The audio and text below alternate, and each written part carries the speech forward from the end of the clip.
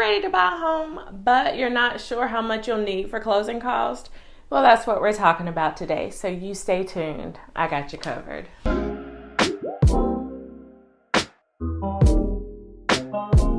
Hello, and welcome back to another episode of Lynette Selby Real Estate.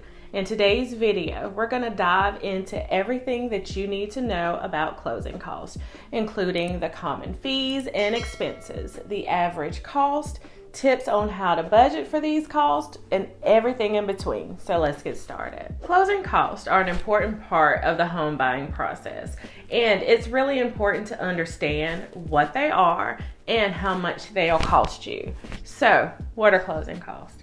Closing costs are fees and expenses that are associated with purchasing a home and closing the sale of that home. So some of the most common closing costs include the loan origination fee and the appraisal fee.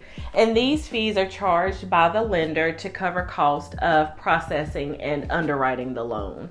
Other fees may include the title insurance, which protects the lender and the buyer against any title defects, and the closing attorney fees, which covers the cost for hiring that attorney to handle the closing. You may also have to pay for things like homeowners insurance, property taxes, and homeowners association fees. The amount of closing costs will vary, and this is depending on the purchase price of the home, the location of the property, and the specific costs that are associated with the sale.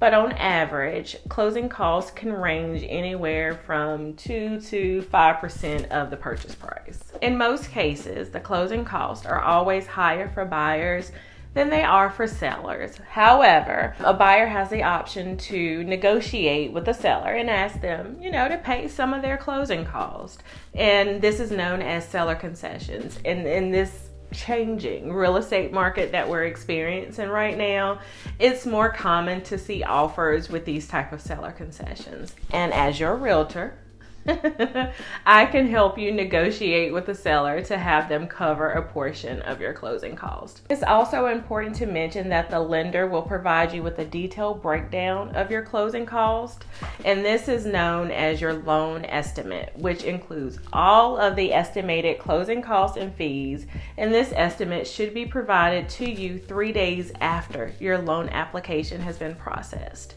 This document will give you an idea of what to expect regarding your closing cost. And if you would like to speak with me about the home buying process, then all you got to do is click on that link in the description box, and that'll take you directly to my calendar.